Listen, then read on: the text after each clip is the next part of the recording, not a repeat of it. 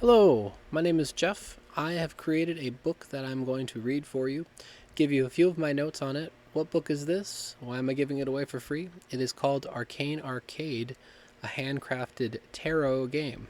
Now, before people associate tarot with some new age gobbledygook, I want to emphasize that I have created a book that is a what I consider masterpiece of philosophy, psychology, and fun. That sounds pretentious, I'm sure, for someone to claim that they've made a masterpiece, but trust me, when you know the whole history of the tarot, what I've done here is a major contribution to sharing this advanced system of philosophy and psychology with the whole world. And it's now the perfect time for us to examine the tarot because we are missing this key part of our story, which is symbolism. We have many ideas, many words, but do we have the right symbols to capture those words? We know that the brain is divided between the left and the right hemispheres, and that while the left hemisphere is dominated by analytical reasoning using predominantly words, the right hemisphere is symbolically oriented towards the whole. So, unless we have a deep understanding of symbols, that is, images, uh, to incorporate our philosophical concepts, we're just really going to be missing the full picture here, uh, pun intended. So this tarot system, which is often used, misused as just a fortune telling device, uh, is a completely advanced archetypal system for decoding the evolution of spirit, which takes place through a numerical order that rises up from 0, which is the Fool card, all the way to its culmination in card 21, the World. And what we'll see through this book reading is that it's like a phenomenological uh, exploration of the origins of consciousness to kind of its highest heights. Okay, so you really this and throughout this we'll get to see how philosophy and psychology, even epistemology and aesthetics, are all woven together in this incredible story that is the tarot. Now the origins of the tarot, they're shrouded in mystery. So far as we know, they come from the Gypsies, the Romanov people. Um, those guys. I think that it probably comes from Egypt, though. My own personal vibe on the images of it, and we also have the connection of the word gypsies to Egypt. There might be a connotation right there as well. There's a mysterious people here, and we know that Egypt's true origins lie in many diverse locations. If you're asking me, I would say most likely what they accomplished indicates that they were a refugee settlement from Atlantis. Okay, so this system of knowledge that I'm about to present to you could literally be antediluvian, that is, before the floods. This is a very important system for everyone to become acquainted with because it gives you the uh, symbolic literacy to really dig your teeth into the concepts that people just talk about. Now you can see them, and then you can live them. And with my game, now you can play them. So this is a full package deal. I'm fully giving away my whole system, and I even turned my game into an app that you can play on your phone, which you can look up by just typing in handmade tarot game on the Google Store. But mainly, I want to emphasize this is a uh, audiobook all about the philosophy and the psychology, and giving people just something fun to listen to as they consider these archetypes.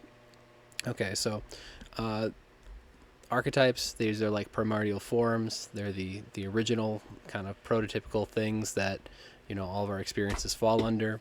And in the tarot, there are 22 major archetypes, and these are basically aspects of consciousness.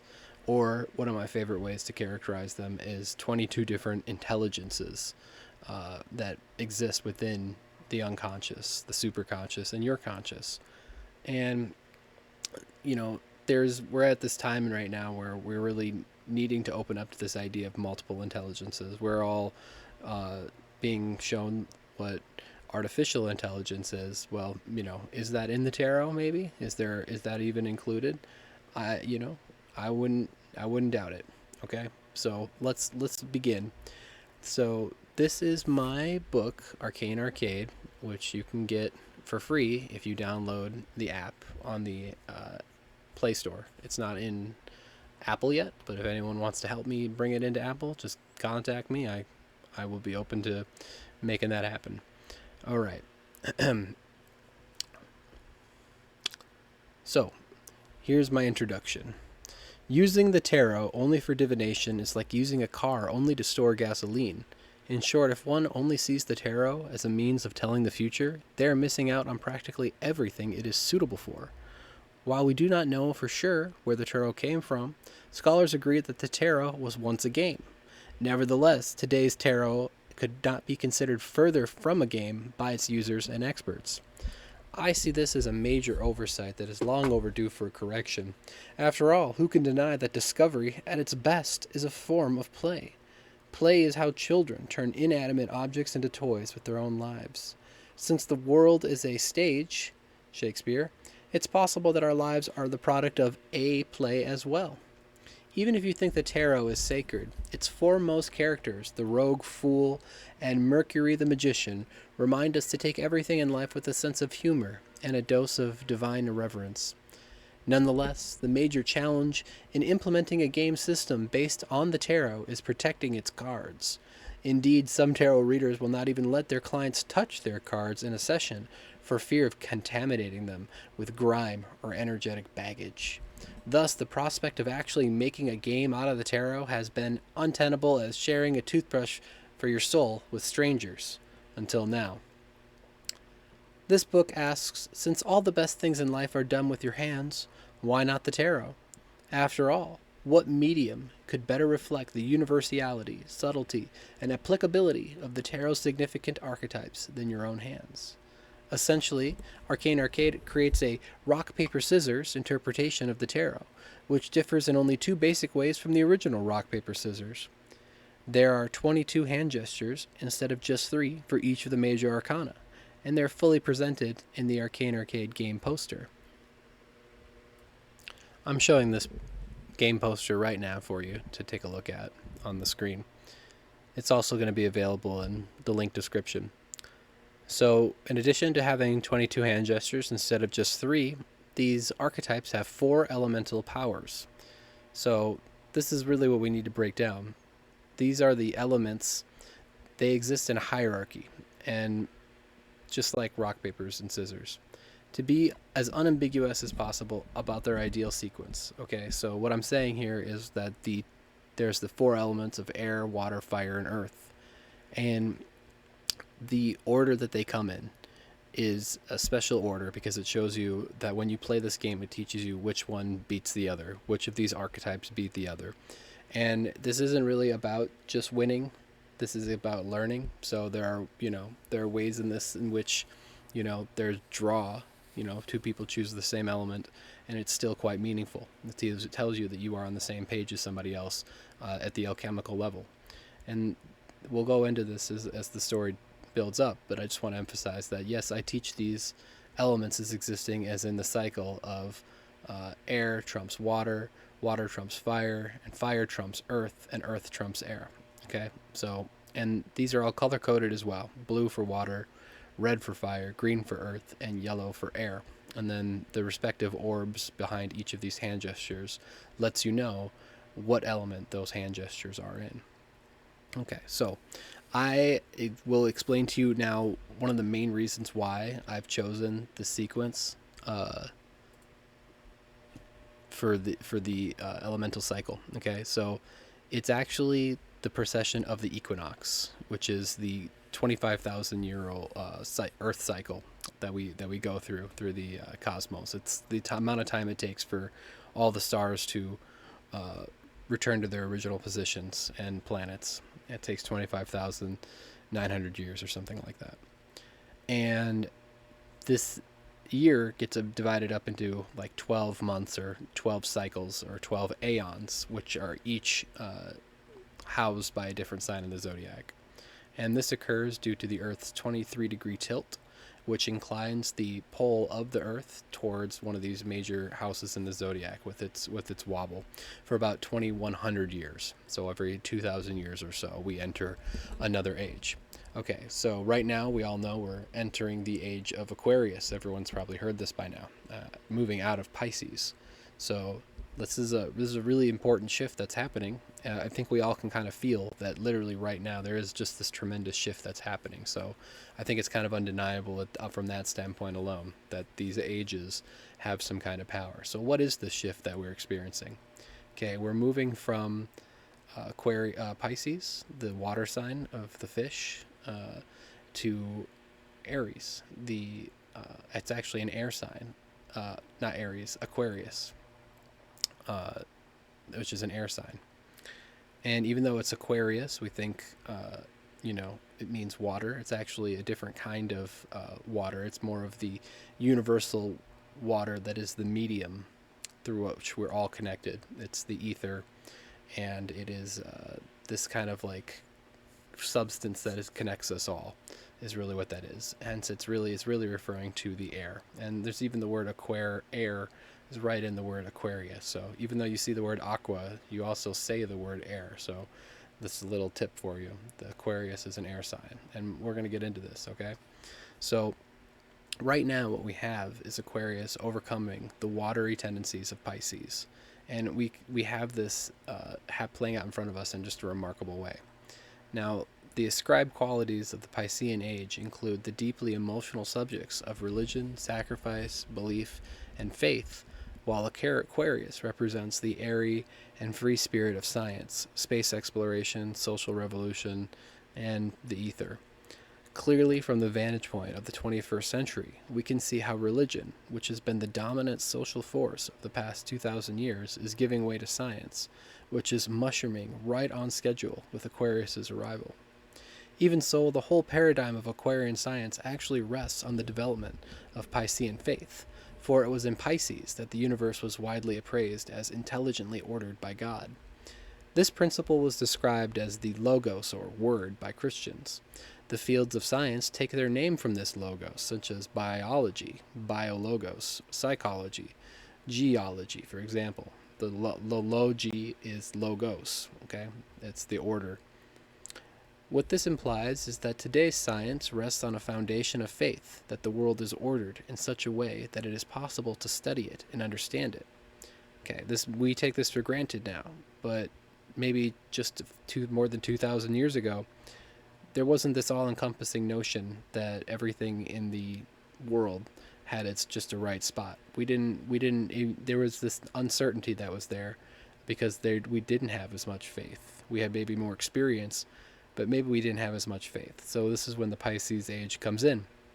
It gives people the conviction, the faith, that what they're looking at is, consistent. It's not going to just change the moment they look away, because it has been ordered by God, this supreme principle. Okay, now this supreme principle is now being translated into science, into the convictions of science, that we can discover a grand theory of everything, or achieve these supreme powers of life extension and AI and nanotechnology and everything else. It's the same kind of ethos that's going on here, reaching for the supreme, for the exaltation. Okay, so now this rapid acceleration of technology shows that humanity is now about to evolve again. So what I'm really trying to get at here is that this is showing how the air archetype of Aquarius trumps the water archetype of Pisces. Okay, so the water of Pisces is reflected in this emotional conviction that we find in religion. It's a very deep feeling, which is we'll get through this, but all the water archetypes represent the deeps. Okay, so this is like a fundamental force. And then with the air, we have intelligence of the mind. Okay, so what I'm saying here is that we have the air archetype of Aquarius, which represents the powers of the mind, taking over from where the emotional powers of the water archetype of Pisces come from. Okay, and if this sounds convoluted, don't worry. We're gonna go over this again as the book develops. It's just laying out the template for you so you understand that air, which represents intelligence, okay, of the mind, trumps the emotional intelligence of the water archetypes. Okay, so the tarot actually shows this sequence of evolution in its tarot cards, because actually of the 22 tarot cards, 12 of them actually are astrology signs themselves, embodied. So maybe you didn't know this, but the tarot is like the master key for understanding astrology, because it literally will give you the image of each one of the zodiac signs. It'll give you its full image, not just like a few stars you have to squint your eyes together to see and pick it out. It'll actually show you that constellation as it is embodied in the archetypes that form our consciousness. So, for example, I'm a Gemini, and so Gemini is the lovers in the tarot. So you see how that's dead simple to figure out once you know. Okay, so what of our two main aeons we're talking about right now? The aeon, the age of Pisces, which begins with basically the birth of Christ. So he's sometimes called the Piscean avatar, the teacher of the Piscean age. And then we have him represented as the hanged man in the tarot. Okay, so just such an obvious connection. And then we have Aquarius, which in the tarot is represented by the star. Okay, so we'll get to see in this image, but this is a lovely woman who is pouring out this like cosmic medium on the earth. So this is another. We'll get into the symbolism of this. It's one of the coolest teachings that you're going to come across in this book when I get there. That's chapter 17. So what we see here is that the hanged man moves to the sign of the star. The hanged man, Pisces, moves to Aquarius, the star. And I believe that this actually can be kind of understood as this elemental shift that's happening. Okay, so Pisces, the hanged man, he represents the drowned self, the drowned deity. Next, we go to Aquarius, the star, which is the airy pole upon whom the hanged man is hung. Okay, so there's a hanging man. What is he being hung upon? He's being hung upon the star, which is up in the sky. Okay, this is where he's coming from. Now, all good things do change. I won't say they come to an end. And so this is true for Aquarius moving into its next sign, Capricorn. If you're following, we're actually moving in the opposite order that the sun moves during the regular solar year. Okay, so instead of going from Aquarius up to Pisces or Pisces to Aries, we're moving backwards. This is a backwards motion. And it seems counterintuitive, but you'll see what I mean, why this makes sense. Aquarius, the star, is the airy pole upon whom the hangman is hung. Capricorn, the devil, snaps the dreamer / star back to earth. Okay, so the devil is Capricorn, and Capricorn is an earth archetype. So the earth archetype overcomes the air archetype because it just has this greater power, this greater weight to it. It would be like a featherweight going up against a heavyweight.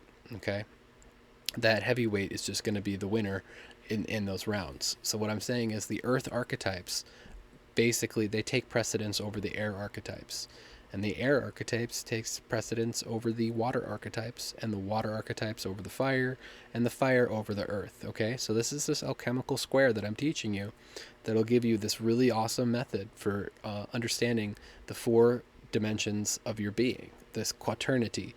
Okay, the symbol of the cross. Okay, the four directions, and this is one of the key symbols of of humanity. And if you're not understanding and using the 4 dimensions, you're really your understanding is going to be just limited to one or two of these domains. If you're even missing one of them, though, you're not in true health spiritually, or probably physically. Okay. So what happens? Okay, we move from the star, which is this dreamer archetype, that then gets launched back to Earth with the age of Capricorn. So I'm saying 2,000 years from now, the year 4,200 or something, It will be the age of Capricorn, and then the progress of the Aquarian age will begin to shift into a Capricornian age, which is the in the tarot is represented by the Devil card. Capricorn, the sea goat. Okay, that's what that is. It's the card that represents the new year. Okay, it begins on December 21st.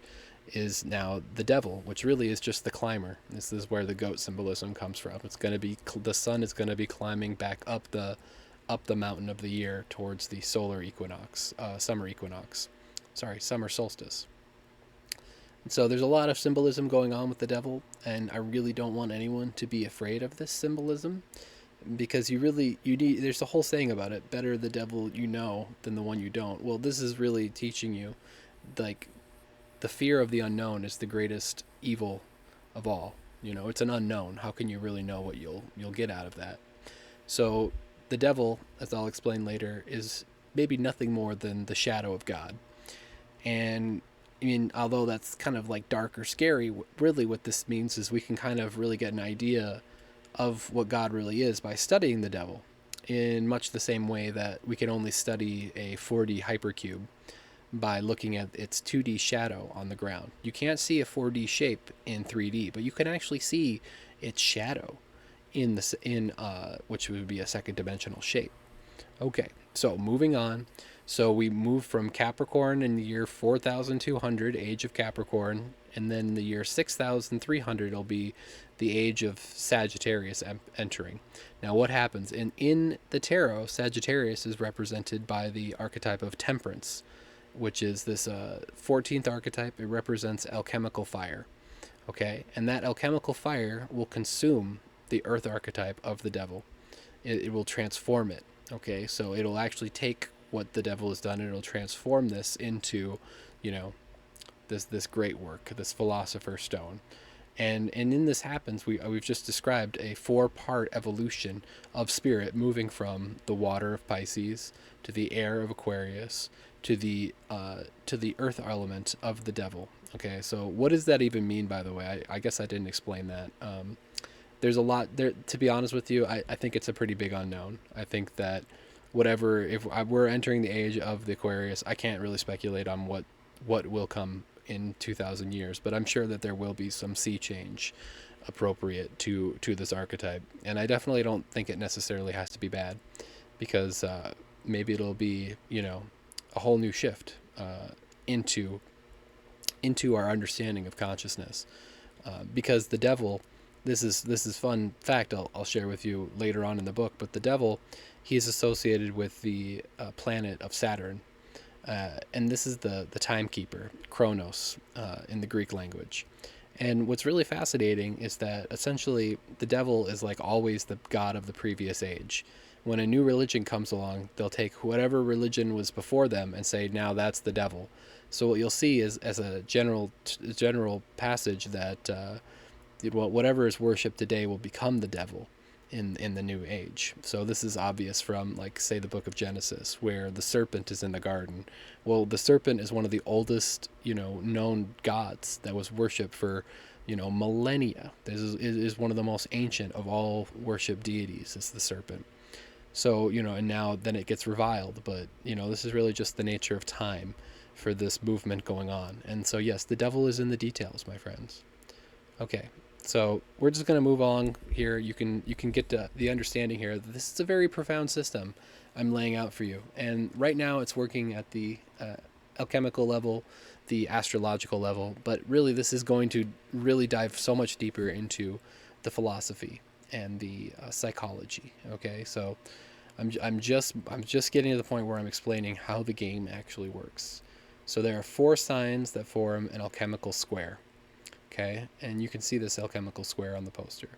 You use your imagination, you can discover how the whole cycle can spin back up again. Once you understand these 12 zodiac signs and how they flow backwards, you can really roll the whole thing up into a big old spiral and then start over again at like a new level of understanding.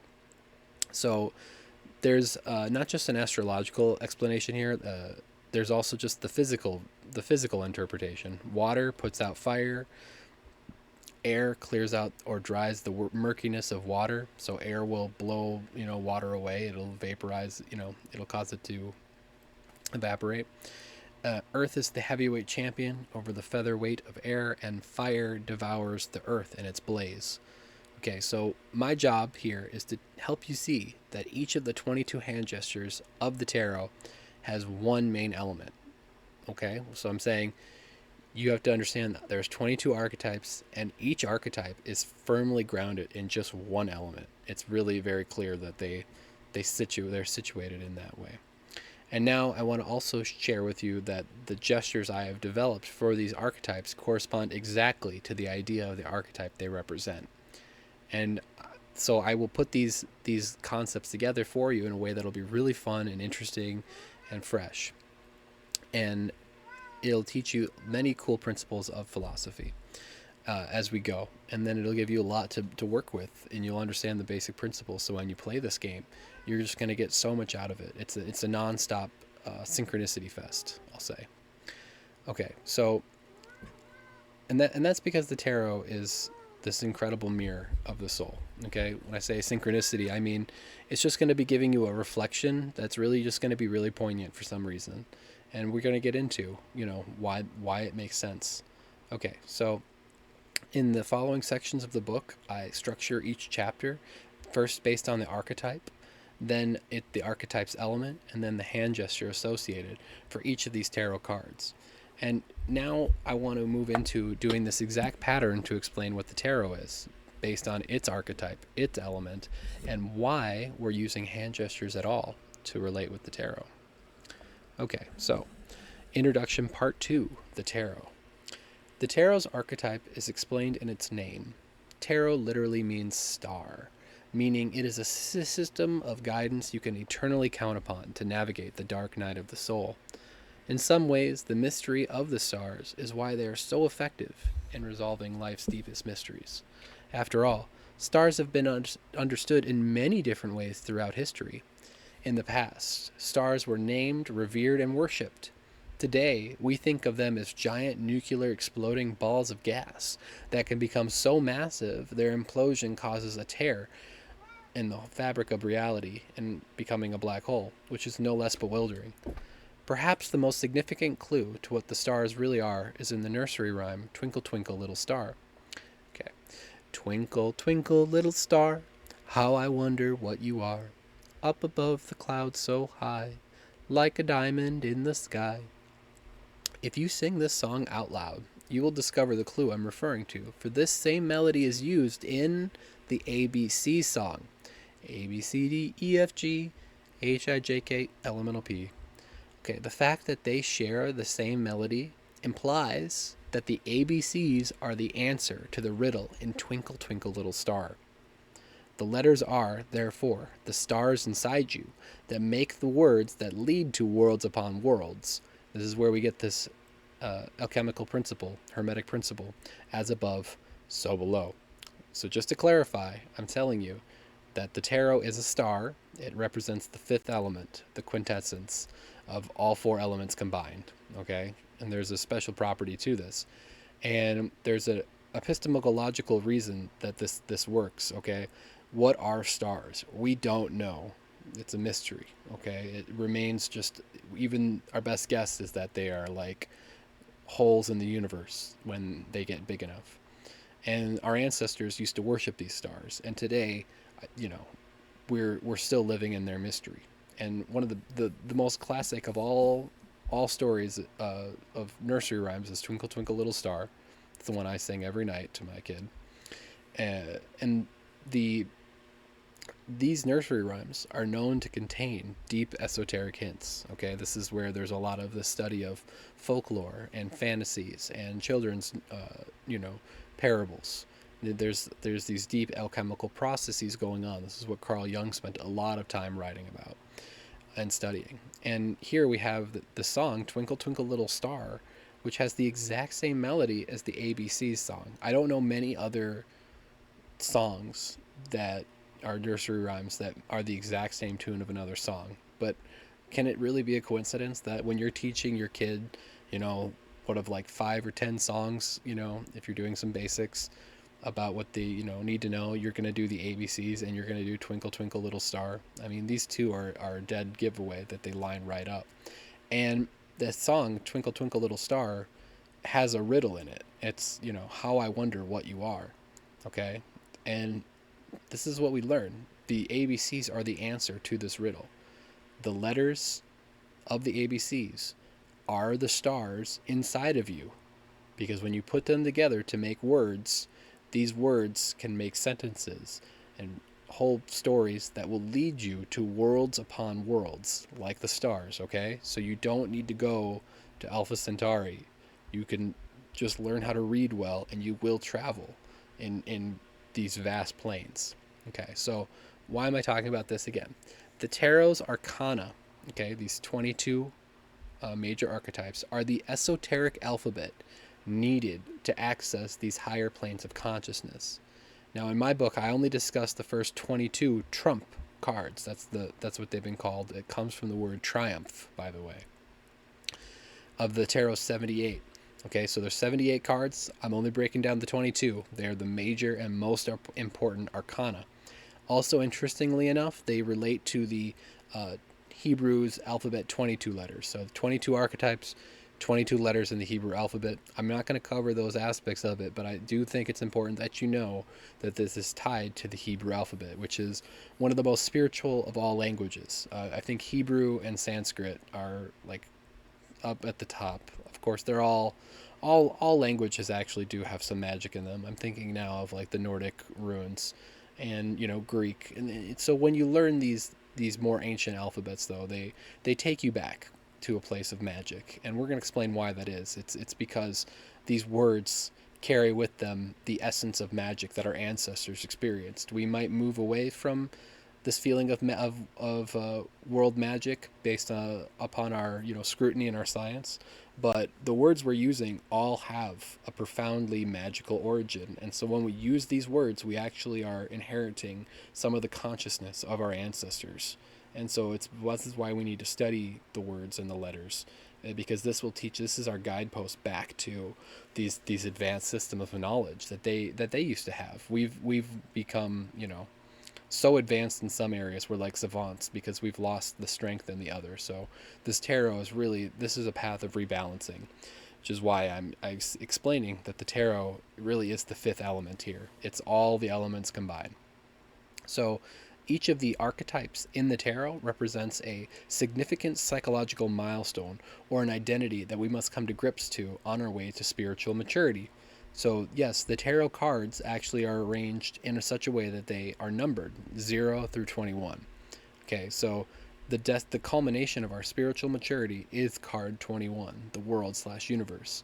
And this is when we realize how we literally make our own realities. Okay, this is a phenomenological understanding that is, basic knowledge now, if you've been studying phenomenology, that the world that you see outside of yourself is actually within you. And this is basic science now. This is the fact that, you're doing all of what you're experiencing right now exists between your two ears. You're constructing this world in front of you. Okay, this is phenomenology, but also it's also quantum physics. Okay, because the observer is in some way creating what it observes. So we're not only being psychological and physiological, we're also being psychic, physical here. Okay, so this is real metaphysics, and we need to have systems to conceptualize the metaphysics, and this is what the tarot gives you. It gives you a means for accessing this deeper part of yourself that is probably well aware of how it's creating what is around it. Okay, you're ignorant, and this is somewhat shown in the first card of the tarot, which is card 0, the Fool.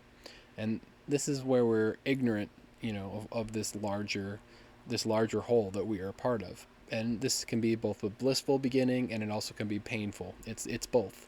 So the tarot archetypes are, just like anything else, they can be read, based on the angles, based on the context.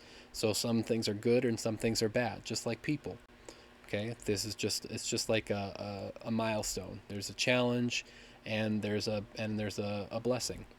Okay, so each new card in the tarot is another step upon the stairway of consciousness that you may use to break through transformative thresholds that ultimately will turn you into the star you are. Okay, so this is it. This is the culmination of the tarot, is that you become a star. Okay, so the element of the tarot is actually the spirit. So esoterically, the star, think of the pentagram here, like the stars that are on the flag, may be considered the fifth element because it is formed by the convergence of the other four elements: water, earth, air, and fire. Psychologically, it represents the wholeness of ourselves when we have united our opposites. In so doing, we reach an equilibration between the passion of fire, the coolness of water, the whirl of air, and the satiety of earth. Okay? So you can take your own pick, but each one of those elements represents a different aspect of who you are. These four sides. And they're also most commonly defined as the physical body, which is the earth, the emotional body, which is the water, the intellectual body, the mind, which is the air, and the spiritual body, which is the fire. Okay? So because the whole is greater than the sum of its parts, these elements, when they are brought together, they form a new power, spirit. Okay? So when you have all of them together, you get spirit. Now, I know spirituality, it gets a bad rap, but the idea is so simple here that even most atheists could appreciate spirituality with a simple twist of interpretation. Instead of seeing spirituality as some mystical connection to the great beyond, why not settle for the very meaning of the word to be filled with spirit, or more simply, spirited? Okay? Therefore, a person may be spiritual when they are totally engaged in an activity, whether it is playing a game, reading a book, or driving a car. The key is to realize that at some level, what we are doing takes on a life of its own. Okay? This principle applies everywhere throughout the whole universe. The sum is greater than the whole of its parts. The whole is greater than the sum of its parts. Okay, so likewise, the tarot takes on a life of its own, especially when understood in its full context.